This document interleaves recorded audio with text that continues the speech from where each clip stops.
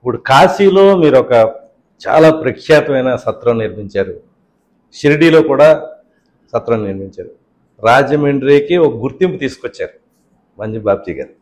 ఈ రెండు ప్రముఖ పుణ్యక్షేత్రాలు దేశంలో అత్యంత పేరు పొందినవి. తిరుపతిలో కూడా ప్లాన్ చేస్తున్నారు. ఇవి పెట్టాలని ఎందుకు అనిపించింది? ఎట్లాంటి కష్టాలు నష్టాలు పడ్డారు దీని మీద? చాలా అండి. 2008లో మేము ఫ్రెండ్స్ అందరం కూర్చొని ఒక చోట కూర్చున్నప్పుడు ఏమిటి మనం ప్రతి సంవత్సరం కూడా కనీసం 7-10 లక్షల రూపాయలు ఏదో సర్వీస్ చేస్తున్నాము, పుష్కరానికి ఎక్కడ పుష్కరం జరిగితే అక్కడికి వెళ్ళి అన్నదానం చేస్తున్నాము, అయిపోతుంది అక్కడితో అక్కడికి, లాభమో అందరం పంచుకుంటున్నాము. లాభం అనేది ఎప్పుడు ఉండదు, ఇటువంటి సోషల్ కార్యక్రమాలు చేతికే పడతాయి, దానికి కూడా మేము ఎప్పుడు వరి కాల.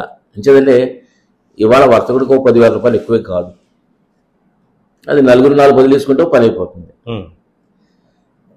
ఆ టైంలో మన పర్మనెంట్ ప్రాజెక్ట్ ఎందుకు చేయకూడదు అనే ఒక్కడికి వచ్చింది.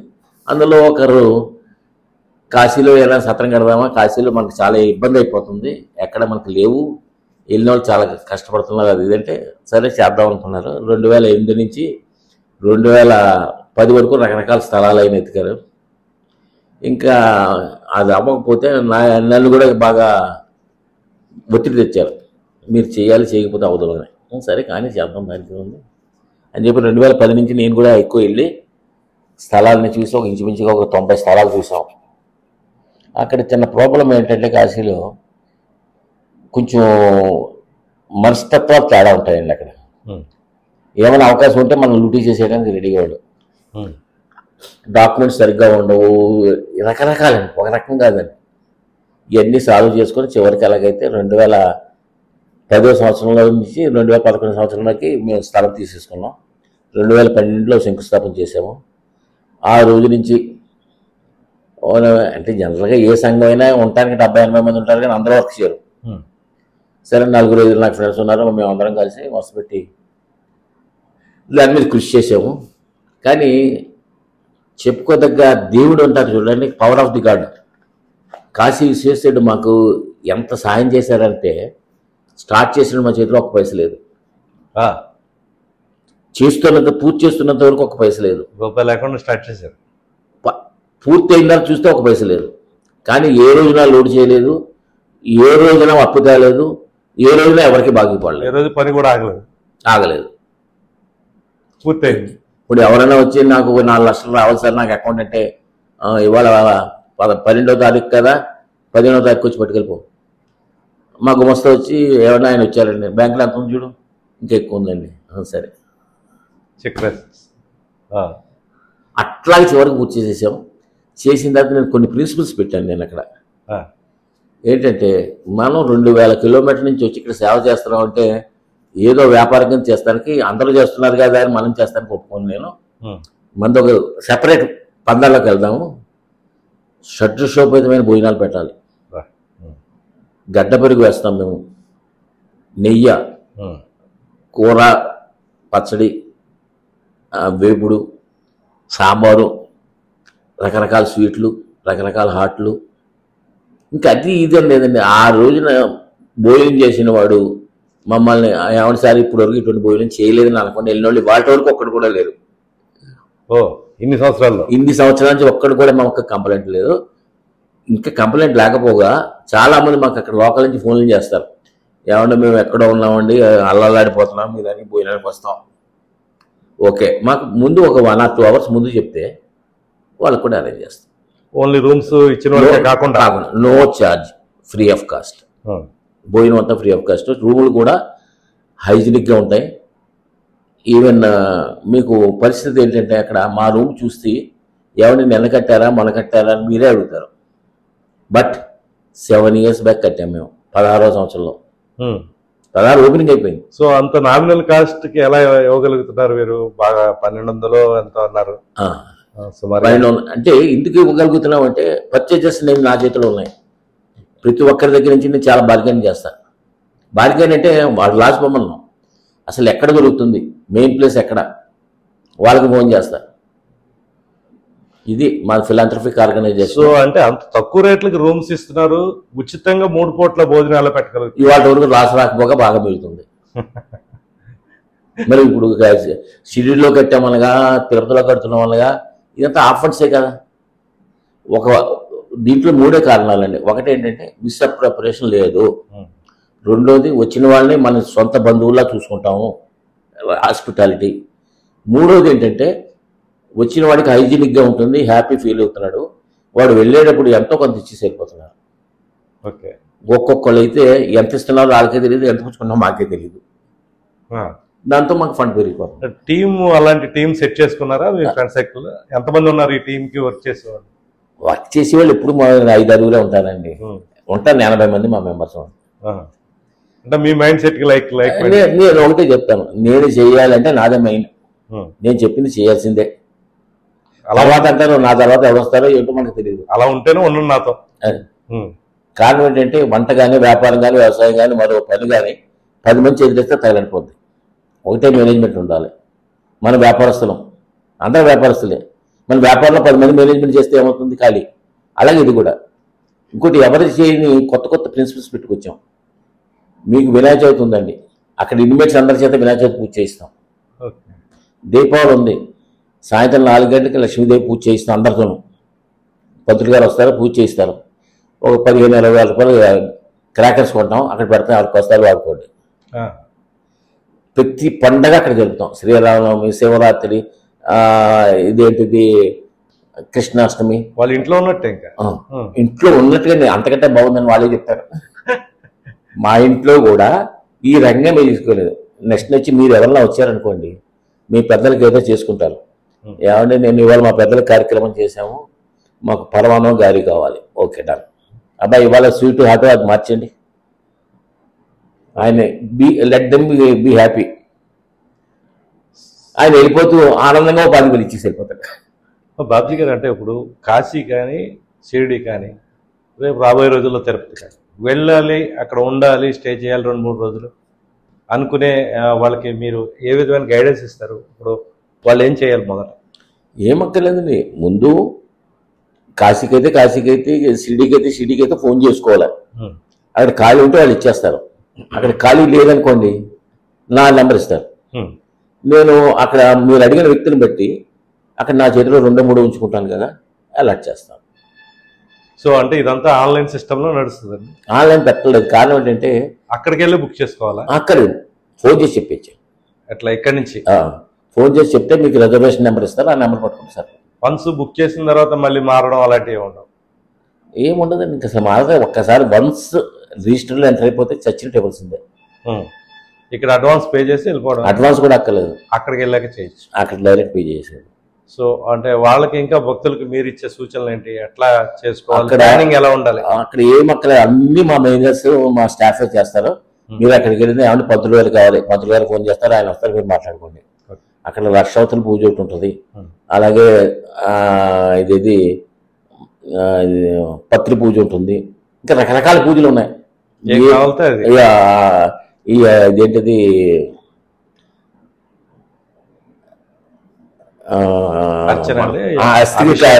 ఉంటుంది, అలాగే రకరకాల పూజలు ఉంటాయండి. అన్నిటికీ కూడా బ్రాహ్మణులు వాళ్ళు ఇష్టం వచ్చిన రేట్లు ఛార్జ్ చేస్తారు. అక్కడ మేము ఫిక్స్ పెట్టేసాం, దాన్ని పెట్టి దానికంటే ఎక్కువ వసూలు చేస్తే ఊరుకోం.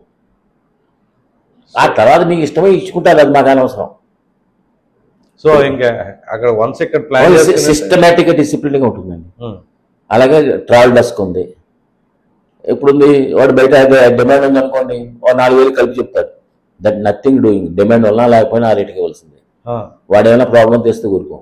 అంటే even train tickets, bus tickets, flight tickets అన్ని కూడా every service will be done, but suggestion మట్టుకే. అది దాంట్లో రెస్పాన్సిబిలిటీ మాది కాదు. మీరు మాట్లాడుకోండి పంతులు గారితో, ఇదిగోండి ఇది మా రేట్ పట్టిక, దీనికంటే ఎక్కువ అడిగితే నాకు చెప్పండి, దీనికంటే తక్కువ మాట్లాడుకుంటారు మీ ఓపిక. సార్ ఇప్పుడు కాశీ, షిరిడి, తిరుపతి, వాట్ నెక్స్ట్ అండి? నెక్స్ట్ మేము అనుకుంటున్నది ఏంటంటే అరుణాచలం ఒకటి అనుకుంటున్నాం అండి, శ్రీశైలం ఒకటి అనుకుంటున్నాం, అయోధ్య అనుకుంటున్నాం, తిరుమల ఒకటి అనుకుంటున్నాం. ఇవన్నీ కూడా మనం అనుకుంటున్న దేవుడు కూడా సహకరించాలి కదా. అవుతుందని అనుకుంటున్నాను. ఇంకేంటంటే ఇవాటి వరకు మేము అనుకున్నది ఫెయిల్ కాల. సో ఇంత భారీ మెగా ప్రాజెక్ట్స్ చేశారు, చాలా మందికి ఇన్స్పిరేషన్ గా నిలిచారు. ఎలాంటి కష్టాలు పడ్డారు దీంట్లో? ఇంకా చెప్పదు, చాలా ఉంటాయి సార్. నిజంగా అనకూడదు కానీ మా వ్యాపారంలో కూడా అన్ని కష్టాలు పడలేదు నేను. బా. చాలా కష్టాలు. అక్కడ మనుషులు తత్వాలు వేరండి. అవసరం అయితే మ్యాన్ హ్యాండిల్ కూడా చేసేస్తారు వాళ్ళు. ఒక్కో ప్రాంతంలో ఒక్కోలా ఉంటారు. అసలు యూపీ అనేటప్పటికీ మీకు తెలియదు ఏముంది, కొంచెం టైప్ వేరు వాళ్ళు, అరగంట. దేనికైనా సరే ఒక చిన్న అక్కడ నాకు సర్కిల్ కొంచెం మెచ్చుకున్నాను నేను. అక్కడ కూడా జెండా పాతకెళ్ళగారు అలాంటి ప్లేస్. డైరెక్టర్ జనరల్ పోలీస్ కూడా నాకు స్నేహితుడు. ఓకే. అంటే మంచి పని చేసినా అక్కడ ఒప్పుకునే పరిస్థితి ఉండదు. వ్యాపార ద్వారా సర్కిల్ నడుస్తున్నాయి కాబట్టి మీరు చాలా ఇబ్బందులన్నీ పడి. మామూలు ఇబ్బందులు కాదండి అసలు. ఒక్కొక్కసారి మా ఇంట్లో కూడా అంటారు, ఎవరి బాబు ఎలా పడతాను ఏంటి. సరే బాబుజీ గారు, ఫైనల్ గా ముగిద్దాం. అంటే మీరు చెప్పే మెసేజ్ ఏంటి ఈ భక్తులకి సంబంధించి? ఏమీ లేదండి, వాళ్ళలో కూడా కొంచెం కొంతమంది సరైనగా రావట్లేదు. వాళ్ళు ఇస్తే ఇంట్లో బిహేవ్ చేసినట్టు బిహేవ్ చేస్తే మాకు కొంచెం కోపం వస్తుంది. క్లియర్గా చెప్తాం, ఈ రకంగా అయితే దయచి మేము యాక్సెప్ట్ చెయ్యం, మీరు సరిగ్గా ఉంటేనే ఉండండి. అంటే ఏంటి నియమాలు? అంటే అది కూడా ఏముందండి, ఇప్పుడు సింపుల్ ఎగ్జాంపుల్ అండి, ఇవాళ వంట వాళ్ళు రాలేదు, మేము దాని ప్రత్యామ్నాయం ఏదైనా ఆలోచించుకుంటాం, ఒక అరగంట లేట్ అవుద్ది, వచ్చి ఎగురితే అది తప్పు కదా. ఎక్కడైనా అవాంతరాలు ఉంటాయి. ఉంటాయి, తప్పులేదు. ఇప్పుడు మేమేంటి, ఇవాళ వంట అతను రాలేదు అంటే అది ముందు చెప్పడు, వస్తాడులే అరగంట లేట్గా వస్తాడులే మేము అనుకుంటాం, రాలా. అప్పుడు ఏం చేయాలి, మేము మొత్తం నా సర్కిల్ అందరికీ ఫోన్లు చేసి, ఒరే బాబు అర్జెంట్గా ఉన్నా ఒకళ్ళిద్దరు పంపంటారా అని, గురువు 1000 రూపాయలు అడుగుతున్నాడు అంటాను. రమ్మని ముందు రమ్మని, నాకు పని కావాలి, ముందు పని చేసుకుని మొత్తం మీద అందరికీ పెడతాం, జస్ట్ ½ an hour లేట్ అవుతుంది. ఇలాంటి చిన్న చిన్నవి ఉంటాయి. చిన్న ఏంటి, ఒక్కొక్కసారి అవి కొంచెం మేజర్ కూడా అవుతుంటాయి. సార్ అంటే ఇప్పుడు అక్కడ రూమ్ కి ఎంతమంది, 4 3 అని మీరు బుక్ చేసుకుంటారు. 3 6 7 వచ్చారనుకోండి, 2 రూములు తీసుకొచ్చింది, ఒక్కరికి మాత్రం ఛాన్స్ ఇస్తాం with an extra payment of 200 అంతే.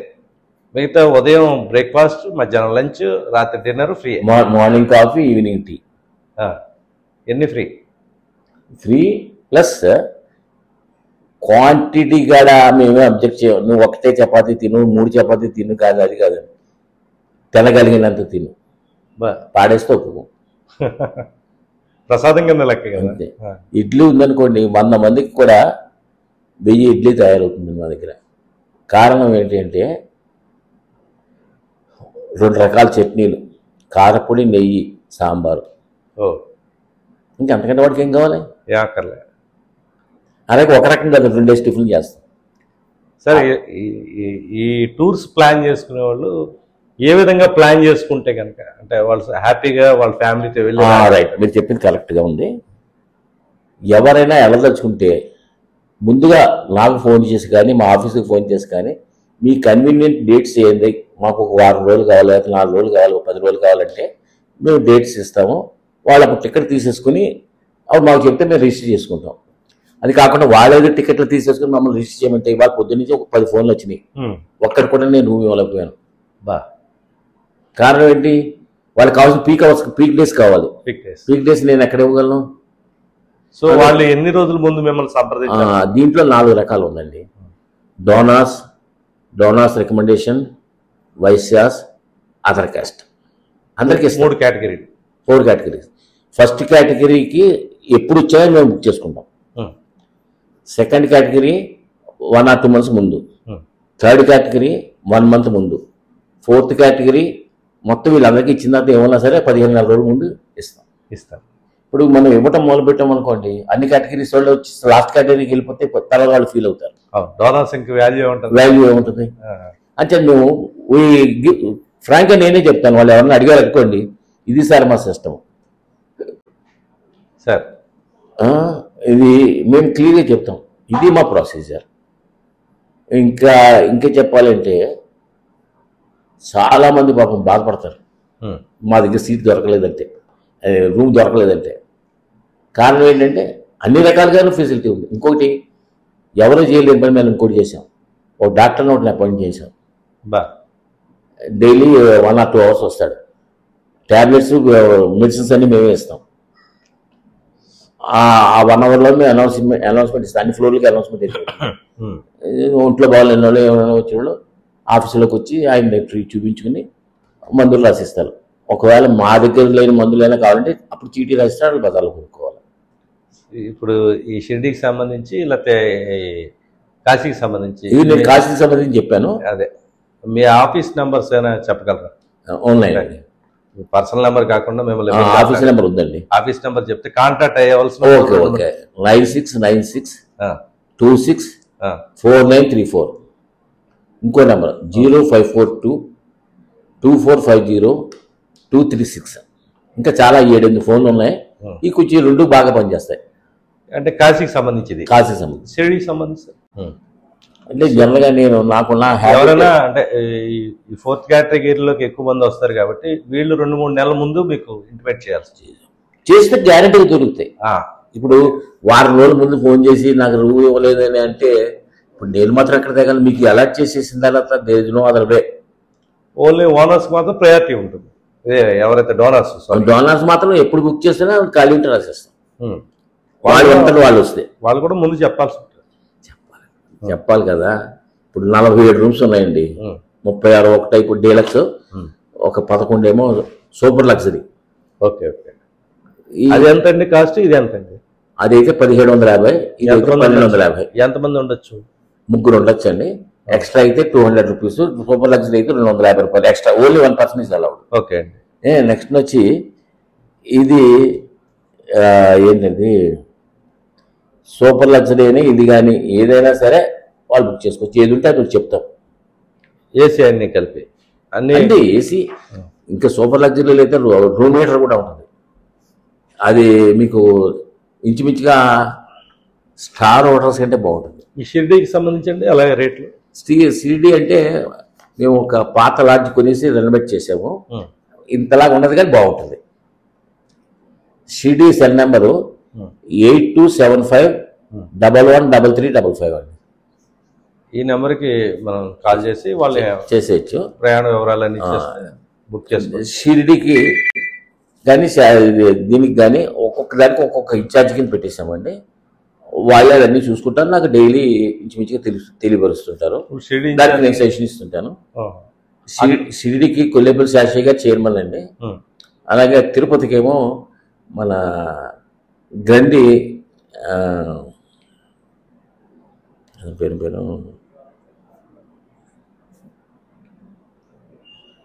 గ్రంథి పిచ్చిగాల అబ్బాయి అండి, ఆయన చైర్మన్. ఇప్పుడు ఇక్కడ కాశీకి మీరు చైర్మన్. కాశీ నేనే చూస్తున్నాను, మొదలుగడికి నేనే చూస్తాను. అది కంటిన్యూ అవుతుంది. 3 మళ్ళీ మానిటరింగ్ మీరే చేసుకుంటారు. అంత మానిటరింగ్ నేనే చేస్తాను. Thank you very much. చాలా విలువైన సమయాన్ని కేటాయి. ఏమీ లేదు, సరదా.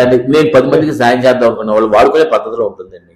ఇది మన్యం బాబ్జీ గారు చెప్తుంది. మన్యం కుటుంబానికి ఒక క్రెడిబిలిటీ ఉంది రాజమండ్రిలో. వాళ్ళు వర్తక ప్రముఖులుగానే కాదు, ఆధ్యాత్మిక సేవా కార్యక్రమాల్లో కూడా ఫస్ట్ ప్లేస్లో ఉంటారని చెప్పడానికి బాబ్జీ గారిని చూస్తే తెలుస్తుంది. ఎంతో క్రమశిక్షణ, ఆర్థిక క్రమశిక్షణ, మంచి సర్కిల్, పెద్ద సర్కిల్. ఈ సర్కిల్ని సేవారంగానికి ఉపయోగిస్తున్నారు ఆయన.